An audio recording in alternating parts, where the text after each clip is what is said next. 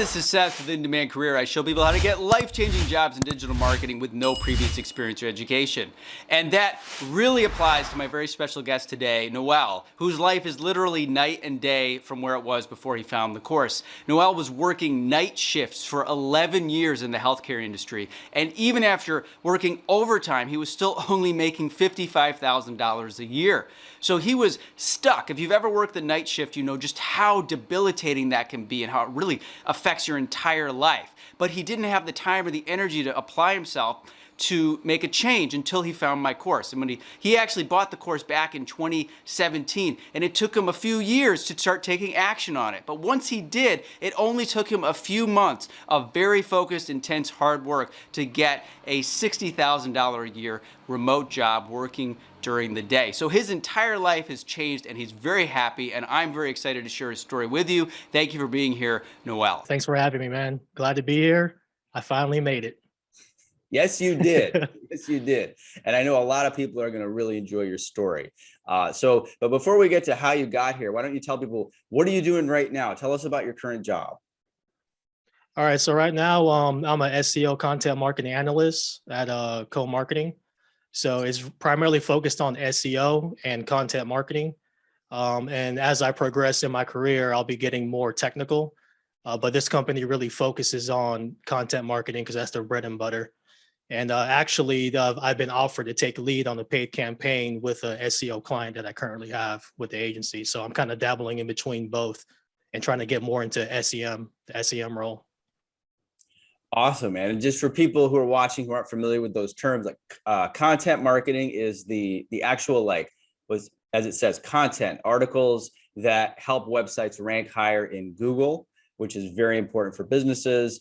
And SEO is, again, it's the process of helping websites rank higher in Google naturally. But SEM is search engine management, PPC, that's paid advertising. So it sounds like you're getting a lot of opportunities. Like you're doing SEO, but they also are they kind of training you in SEM, or are they impressed with the knowledge you got from the course in SEM?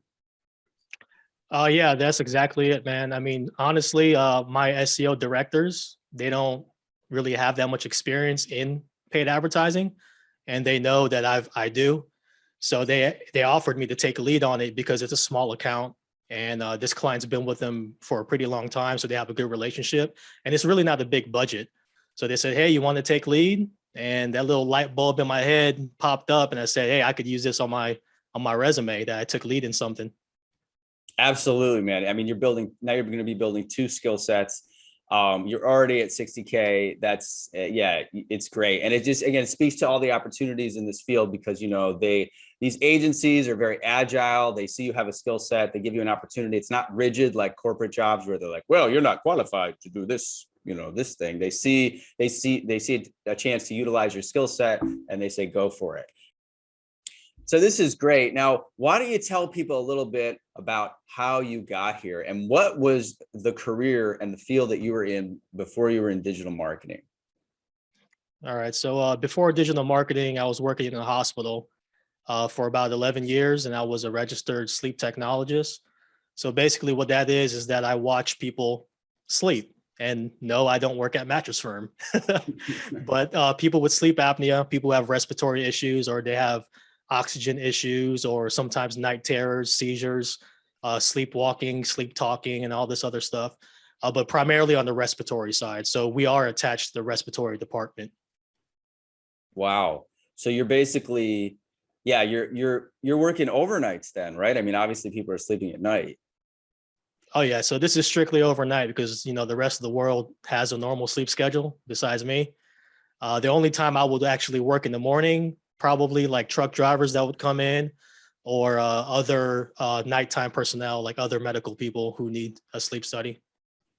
Wow. And you were like, you're watching people sleep, but you weren't just watching them. Like if something went wrong, you were responsible for taking care of them, right? Like, were you like kind of like an EMT type role or something where you're like helping them if they can't breathe? Right. So yeah, we're trained in, basic life support and advanced. But we're the only ones on the floor.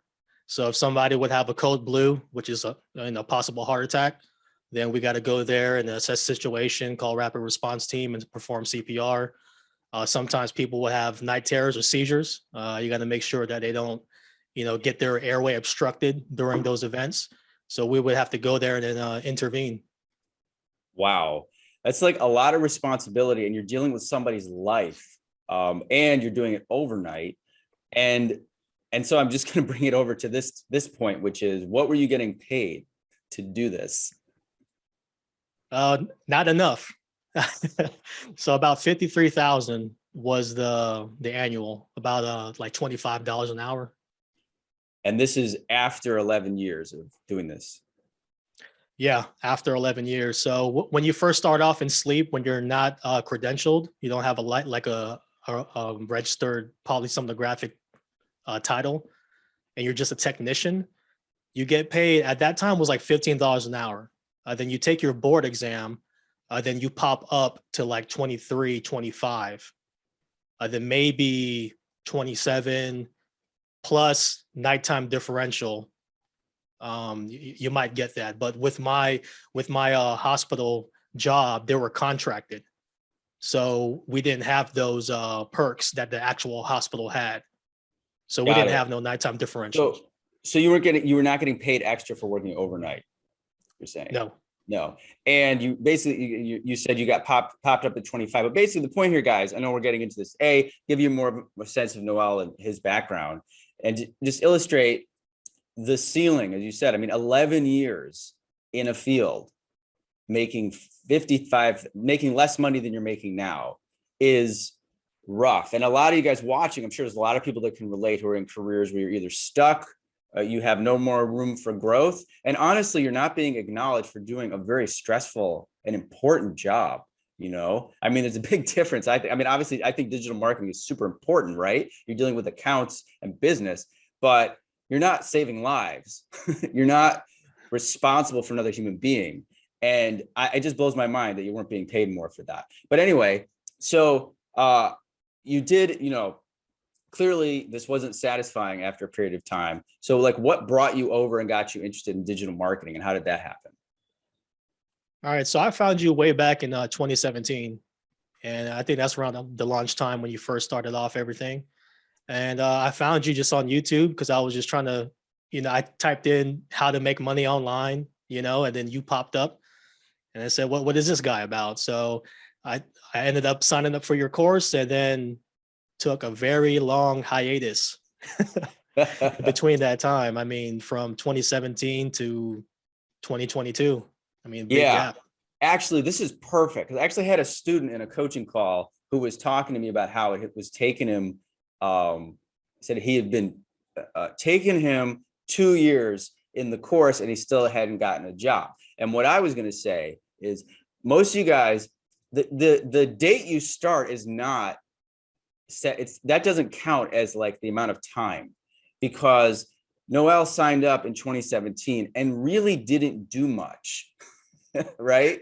For 5 years, or how long? Yeah, 2017, it's early, I can't do math. 4 years. Okay, so when did he, so he could say, wow, it took me 5 years to get a job, but that's not really true. When did you actually start doing the course? Middle of December of 2021. Okay. Like December 16 or something. Right. So even though you found the course 4 years ago, you really were like still a very fresh student in December. Okay. So now walk us through from when you actually did do the work in the course and apply yourself 100%. What was the process like, and how did that lead to your first job interview and this job? Okay. So, I decided to crack open the course in December of 2021, mid-December. And that same weekend, I actually had my resignation letter already typed up to send over that weekend. But the last 2 weeks of December, I spent like 6 hours a day just going through the entire course and just refreshing myself, Then in January was when I went out there and got a client, built my own website, did the spreadsheet that you recommended. Then I would say by February, I had to let go of that client because they were just taking way too long with the stuff that I needed. Then that's when I started focusing on my own personal experience. But yeah, What do you mean your that's personal basically it. experience? Having my own website, I ran my own traffic. I did the Right. spreadsheet. And guys, if you're in the course, remember, I tell you, I mean, get your own clients. That's awesome, but you don't need it. You don't need it. If you run your own ads to your own site, that's, well, tell us what happened. See, that was your primary focus. And then February. And so when did you start applying to jobs and what was the response like? It's funny because my resignation letter, I can send it to you later if you want, but it was actually my end date was for February 24th. That was supposed to be my last day of work. And I don't know if you remember, but you did a live stream in January. You remember on New Year's Day or something? I vaguely remember, yes. Yeah. I was the guy in there. I said, "Hey, I already have my notice, and I need to get out of this place by March." Then I vividly remember you said, "Yeah, I don't really recommend that, and you might want to spend more time and extend that resignation." But I was that guy on your chat. I didn't know the context. My Yeah. big thing was for people, I don't want people quitting their jobs and having no income and thinking, getting stressed out about finding the job. I like them to have a stable foundation. But if you've been working at a place for 11 years and I was ready, dude. if I had known that, I probably would have said, get out of there. Because that's the other side of the equation is, yeah, if somebody's at a job that's sucking the energy out of them and holding them back, I will say quit. But I also do say, make sure you can pay for your food and rent, right? Right. Right. And you could, right? Yeah, I think. Yeah. So anyway, that's so funny, guys. That's the funny thing about YouTube, by the way, guys, is that some people ask me questions and they'll be like, what should I do for my career? On a YouTube chat. Like, I don't know you. Like, I don't know your background. I don't know what your aptitude. I can't answer that in a YouTube chat. So I think it's funny that you asked that. Knowing your background now, I probably would have given you a different piece of advice, but I was just looking out for you at the time thinking, I don't want this dude to quit his job and be like stressed out about, where am I going to get my next meal? But I didn't know. So anyway, you did that. And what happened? So I wasn't ready. I just wasn't ready in February. I knew it would probably take a month and a half just to get onboarded and get through interviews. So I told my employer I need to extend my resignation.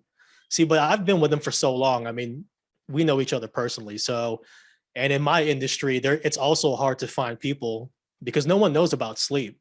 I mean, let's be real. I mean, no one knows about it. So they can't really find people. So they were like, dude, extend as long as you want to, so, but I needed that fire lit underneath me. I needed an end date. I needed to feel that pressure. And that's exactly what I did. So, so I extended my resignation. Then 1 month passes and I just kept doing the work. I just kept running ads to my own website. My client was a barber. So I let him go because he wasn't meeting my deadlines. Because I told him, he's like, well, what's the catch, right? You're doing this for free. I was like, well, because I'm going to use you and use you as a testimonial so I can get a job, but I have a deadline. So we just parted ways. Yeah, he was my friend anyway, so it wasn't no big deal. Right. But he understood. Okay. So is this the person you talked about before? Yeah. Okay. In January when I was I was generating my own experience, but I also had a client. Right. That was my friend. Yeah. And it's cool you're saying that, guys, because again, clients come and go. It's not, some people say, oh, I had a client and then, it didn't work out and they feel bad about it. It's like, no, man, get another client, or again, work on your own site, just keep moving forward. So then get us into the application process. Because clearly, I mean, this is a very small time frame because I know you got, well, I don't want to ruin it for people, but good stuff started happening. So tell us about it. Yeah. So during this time frame, I mean, I go from having a kosher medical job to probably being homeless. But I started applying, I would say early April. And I dedicated like every day and the entire weekend. I probably spent 30 to 40 hours alone applying in one weekend. And I did about 50 applications in one weekend. And were you customizing the applications like I suggest? Yes, I was customized. It was a pain in the butt, dude, because you don't realize until you sit down there, then you're reading the job descriptions, then you want to tailor it to those. You don't want to Yes. make it very bland. Then you got the cover letter. You got to make it. You got to spice it up a little bit. It was a pain in the butt, but after a while, you could save every template, and you could kind of like streamline your process a little bit better. Yeah. But guys, and I've heard that comment from a couple of people, and I want to just reframe it for you guys, because I know like nobody likes applying to jobs, but I want you to like it. And I want you guys to appreciate, like, the more you put yourself in the point of view of the employer, the better chance you have of getting the job. Because you have to remember that, yeah, it kind of stinks, that you have to customize it, but you're doing it for the employer. You have to imagine, let's say they're going to pay you a lot of money. They're going to like change your life and pay you a lot of money and train you and like basically give you this huge gift of opportunity. You can take 20 minutes to customize your resume. Okay. You can do that.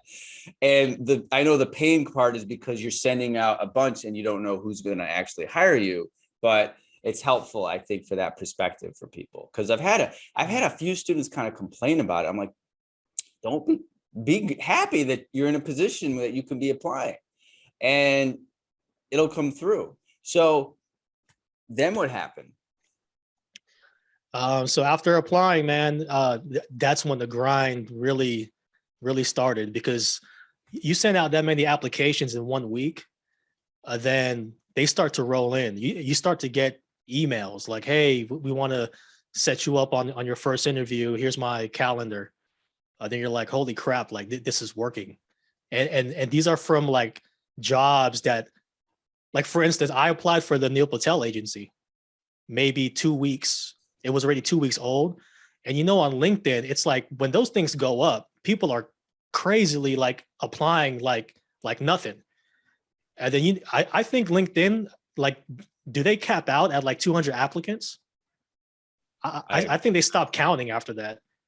But the Neil Patel agency, the Neil Patel agency had over 200 applicants. Right. And I made it through a second round with them. Yeah. And it was 2 weeks old. I was like, this resume works, bro. It does. You just have to do it. It's so funny. It's crazy. Because I think people can really relate to this, but I mean, like, I'm just going to take you back, and we haven't even gotten to your job yet, but like, did you ever at any point in the application process think, I wish I had done this earlier? Yeah. Like in 2017, dude. But I don't know, man. It was crazy, man, because I mean, a lot of people in the course as well, they kind of toss around the idea like, should I put my picture on here and make it different? I'm like, no, just use the template. Yeah, guys. I think that you're a great inspiration for anybody who thinks that it's taking too long.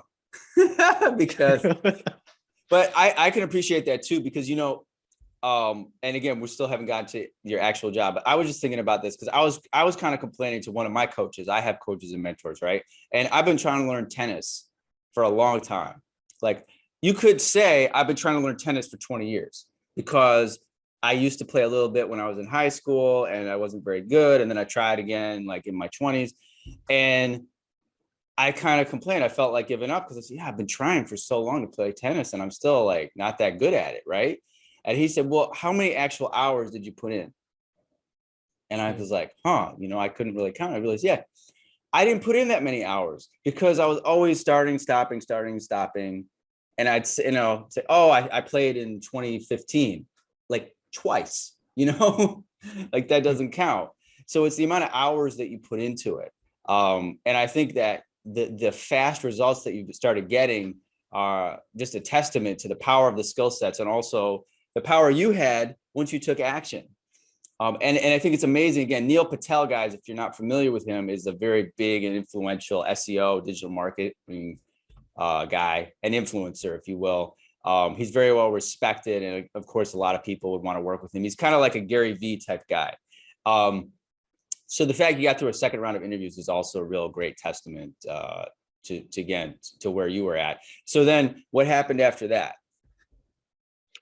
Okay, so now I'm starting to get these interviews rolling in, and out of the 50, I had about 15, 17 interviews lined up.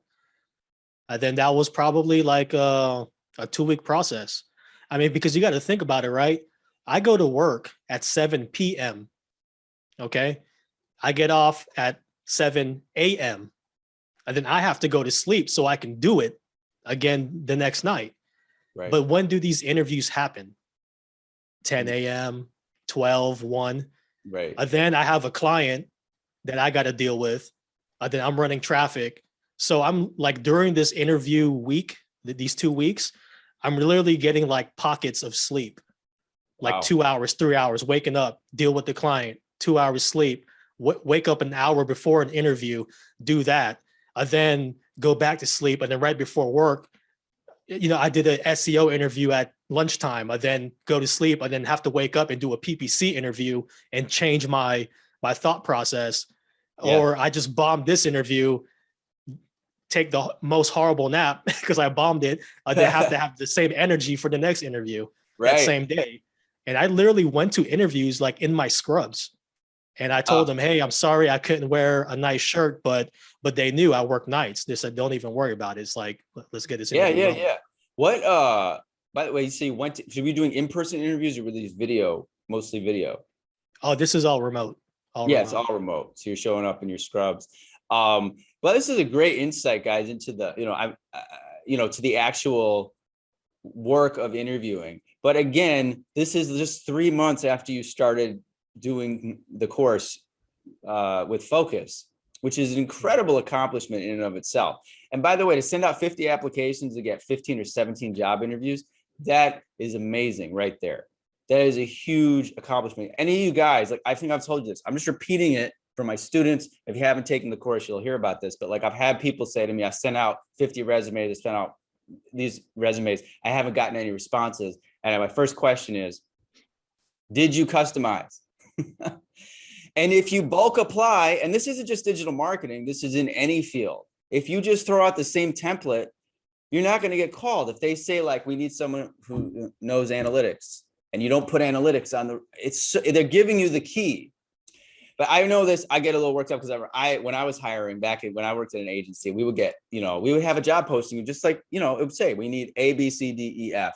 And people would apply with G, H, I, J, K. They would apply with all this random stuff. And I'd be like, did you read the job posting? In the garbage? We're not looking at that. So Seth, to add on that, I had one job application. On the very, very bottom, it said, add your favorite dinosaur to your cover letter.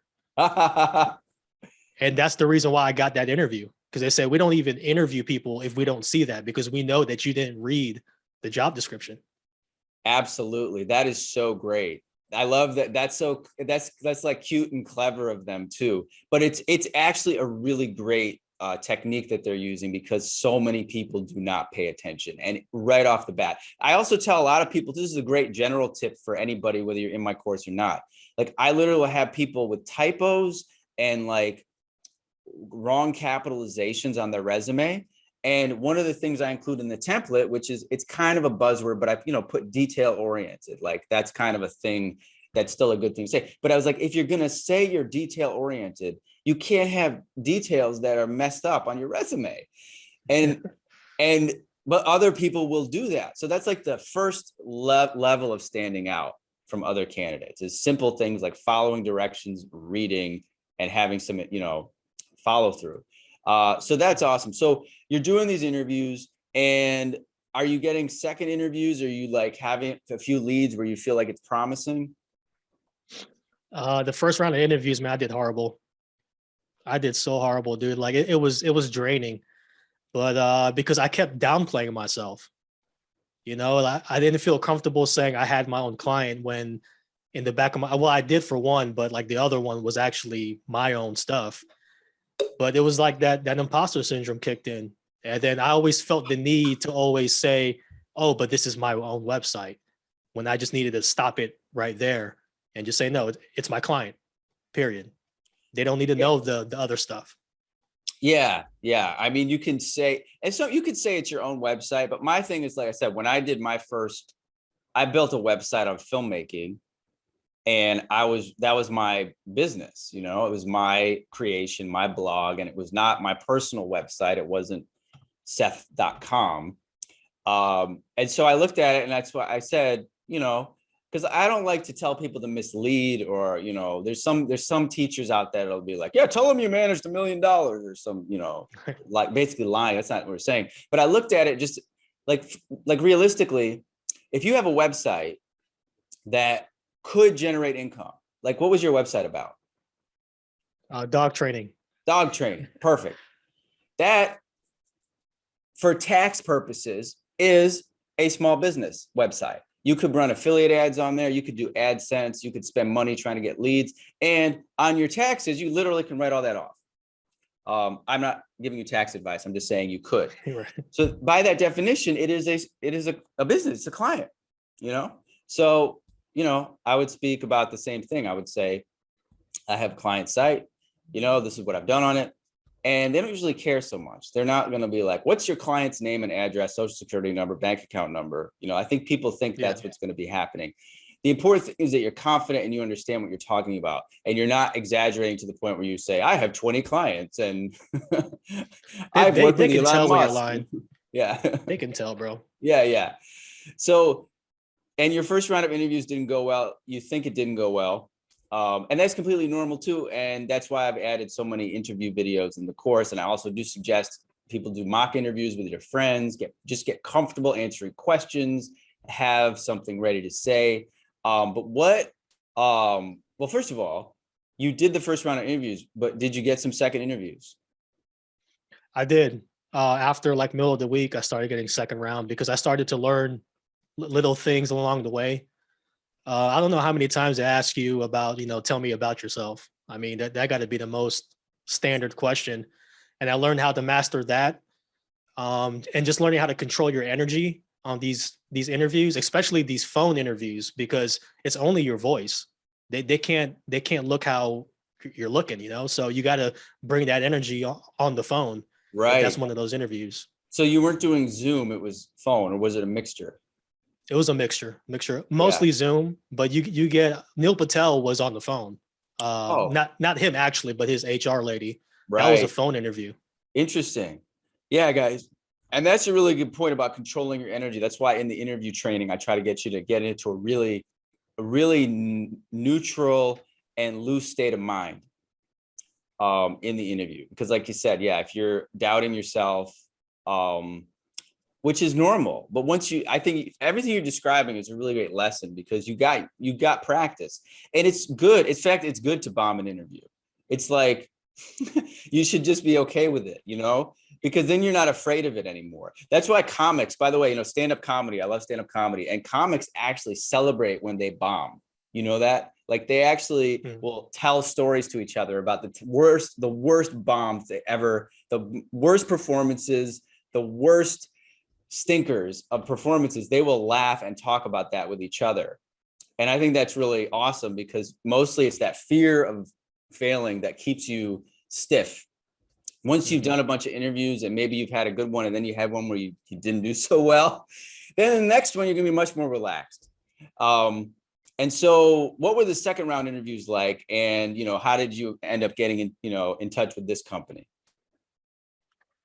Second round interviews were more like the technical rounds. Like the first round is really about your personality. You gotta, it's mostly like the HR people, you know, like they're like the gatekeepers of the company, and then they let you go to the second. That gets more technical. You start to meet with some of the team members that you might be working with. But this led me to this current company, and I applied for this company because of a referral from another alumni in the course. Right. I said co-marketing. So who was that? Justin. Which Justin Edge. Justin. Okay, Justin Edge. That's great. That's right. I remember he's working there. So how did that interview go? And tell us about how it led to the job.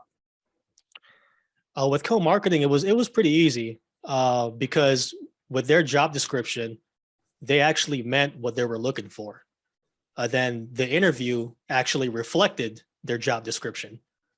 So everything just worked out, because sometimes you apply for jobs and they're listing these things that they want. They want 5 years experience, but then when they're interviewing you, it's like very borderline, or it's like an entry level position, but then it's like a really, really technical interview. It's like, do you even know what you're trying to hire for? But with co-marketing, everything lined up. So it was pretty streamlined. That's awesome. Yeah, that's, again, guys, when you see the walkthrough videos, you're proving what I talk about, which is that a lot of these companies are sending mixed signals. Like you said, when they say they want somebody who has 4 years experience, and if you're Google Ads certified, it would be nice. Like, well, you're going to have certification if you have 4 years of experience. And I show you how to look through that to see the fact that they are looking for somebody who's entry level, but then maybe they're going to give you a test that's like not entry level.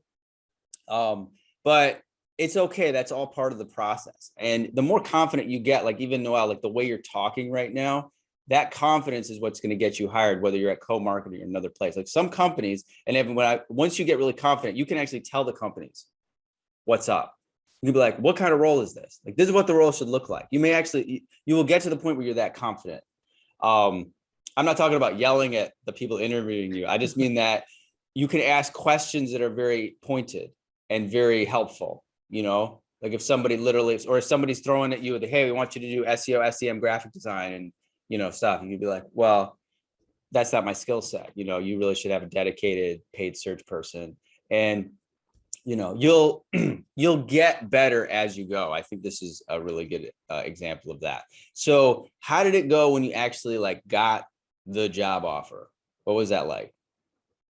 Oh man, I actually told the director, I was like, is this a right offer? Like, is this offer real?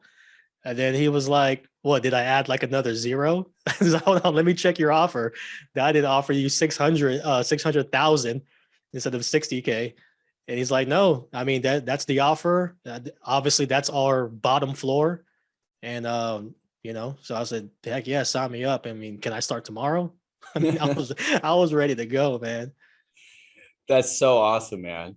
And what was the reaction like? I don't know, with your family, or were other people in your life happy for you? Did you celebrate? Oh man, I was super stoked. I mean, it still doesn't feel real that this is happening. I told my dad about it, and I was like, yeah, I got a job in digital marketing, and because I took a course. He was like, well, how long did it take? How long was the course? I was like, 2 weeks. And he's like, what? 2 weeks? And then, yeah, he was like, is this real? I'm like, yeah, it's real. And he sees me whenever he's around, he'll just see me at the house, just on the computer. He's like, you're making money doing this? I'm like, yeah, dude, this ain't 1940s, man. Like, mining coals or anything. Right. Absolutely. Absolutely. That's so great. And what has it been like actually working the job? Like what? Oh, and I was going to ask, because you said this to your dad and he asked you how long did it take, and you said 2 weeks. Are you referring to like when you actually the amount of time that you focus, spending 6 hours a day learning the stuff, right? Yeah, when I revisited your course, I spent 2 weeks just been watching everything. Yeah.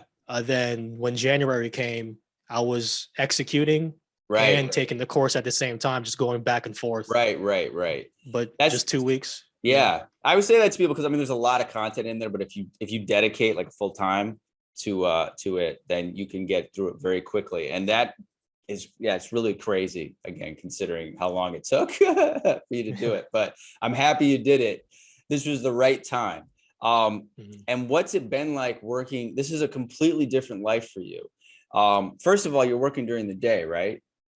Right. Yeah. Normal people. Yeah. What's it like, first of all, working during the day? I'm a really low key person, man. So when I'm working in the days now, everyone's all high energy. They're all talking with a higher tone, and I'm just like, okay, I need to change my tone and match their energy, But it feels great, dude.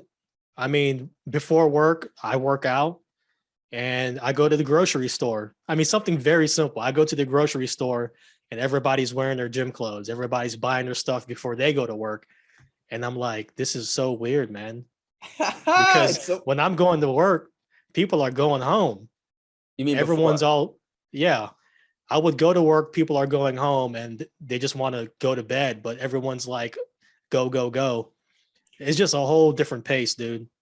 Yeah. It's a dude. There was a. Do you ever watch that show Brooklyn Nine-Nine? Yeah, I have. I love that show, but they had a whole arc where the precinct got put on night shift, and they were all like messed up. They were all like Yeah. depressed, and they were just like out of their heads, and it's very funny. But I also worked night shifts when I was younger, and it is very. You feel like you're in another dimension. Like I was living in New York City, working at Fox News Channel, believe it or not. That was my first job out of college. Crazy. And I would work overnights, 9 p.m. to 5 a.m. And I remember getting on the subway at 5 a.m. and it was just because I'm going to bed, everyone's going to work, and then I'm going to work, everyone's, going out. It Yeah. was very strange. So welcome to the daylight, people, the world of daylight. And what's it like working remotely and this type of a job versus working in a hospital? Yeah. Working remotely is lovely. You don't have somebody always watching you. Um, I have gained a little bit of weight. I'm not gonna lie. You wake up in your house and then you go to work in your house and then you get off of work and you're still in your house. So there are times where I have to allocate some time and I go out, I take a walk or something on my lunch break and I'll come back. But other than that, working remotely, I don't have to deal with the gas prices right now. So it's all Yeah. good, man. Yeah. That's awesome. Yeah. And working when you work from home, you do have to learn how to structure your day and make sure you do get that outdoor time and exercise, socialize a little bit. But it sounds like an incredible transformation. And, would you say that you're happier in your new career? Oh, heck yeah, man. I'm super happy, bro. I get my life back. There will be times because I wanted to like work out and like do boxing because it's a little bit more functional because traditional weightlifting is just kind of boring to me now. But even when I wanted to get into that, all those classes are like 5 p.m., 6, 7 p.m., but that's when I'm going to work. So I couldn't even get my health in order because my nighttime job was blocking it. Right. So it's simple stuff like that, man. People take for granted when you're working at nights, man. It don't even get me started on sleep. Yeah. Your circadian rhythm and your overall health. Your health can literally go down almost like 25% just because you're working nights. Right. And I did it for 11 years. Yeah, dude. I'm surprised. So, It's rough. And the irony is you're helping other people with their sleep. That's like, yeah, right. but yeah, dude, I'm glad you got out of there. I could only do it. I did it for like a couple months and I said, I can't continue this. I think they put me back on a day shift, but I was like, I was going to quit. I couldn't handle it. So I'm very happy. It took you a bit, but you got here. And it sounds like you also really enjoy the work itself and the team. Do you have a good team? Is it supportive? Are they like training you on stuff?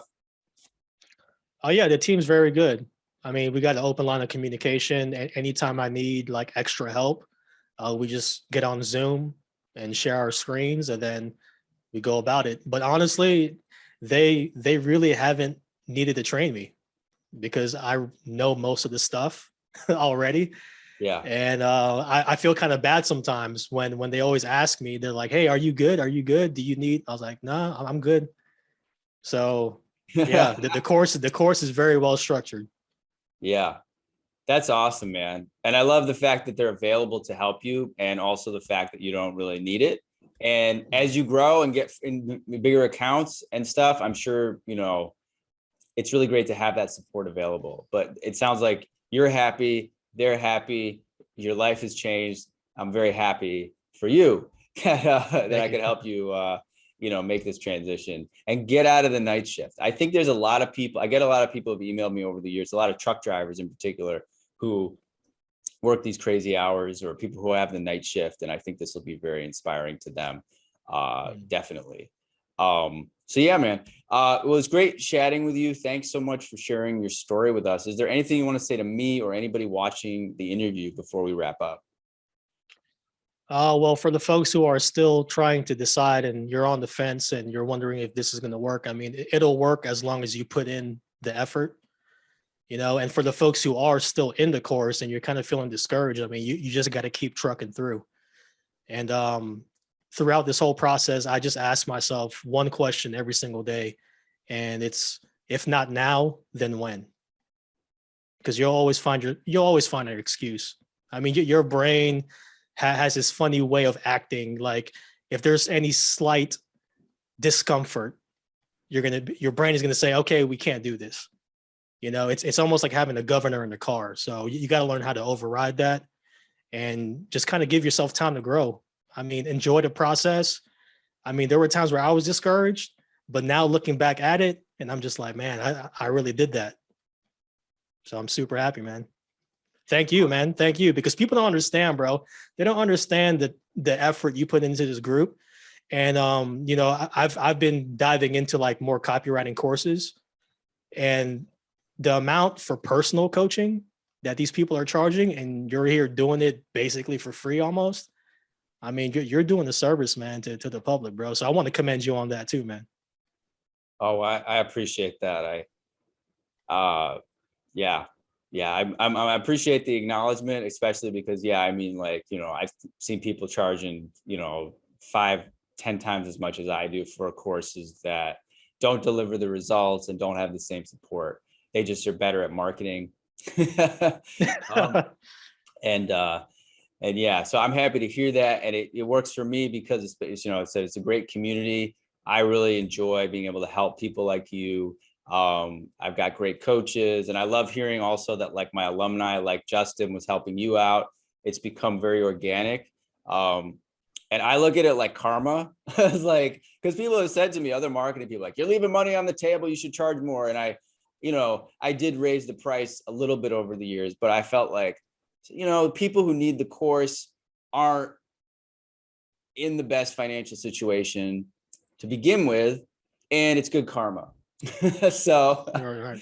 so yeah, man, I'm really happy for you, and I appreciate the acknowledgement. And can people reach out to you on LinkedIn if they have any questions? Yeah, just find me on LinkedIn. I believe it's Noel Garcia X, and just give me a shout. I mean, I've already been talking to some students. I'm always willing to help. I mean, because I wouldn't have gotten this job if it wasn't for the connections I've made in the community. So just like you, man, the more you give, the more you get. Definitely, guys. And then you'll be in a position to give and receive. It's great. It's great when this type of synergy, and I love it. I can't believe I just used the word synergy. That's such a BS word, but you know what I mean. Yeah, I know what you mean, bro. Yeah. Awesome, man. Well, I'm so happy we got a chance to talk, and let's keep in touch. I'm excited to see where you go in your career, and we'll talk again soon. Most definitely, man. Thanks for having me, bro.